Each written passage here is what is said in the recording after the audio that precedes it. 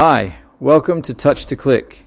In this video, we'll show you how to highlight text in WhatsApp step by step to make your messages stand out. Let's jump right in. Now let's get started. Step 1, open the WhatsApp app on your Android phone and make sure you are logged into the right account. This is where you send and receive messages. Step 2, in the Chats menu, find and select the contact you want to send the highlighted text to. This opens the conversation window. Step 3, type the message you want to highlight in the chat box. You can format this text before sending it. Step 4, select all the text you typed by tapping and holding. Then tap the 3 dots icon at the top of the screen. This opens the Formatting Options menu. Step 5, to make the text bold, tap the bold option in the menu.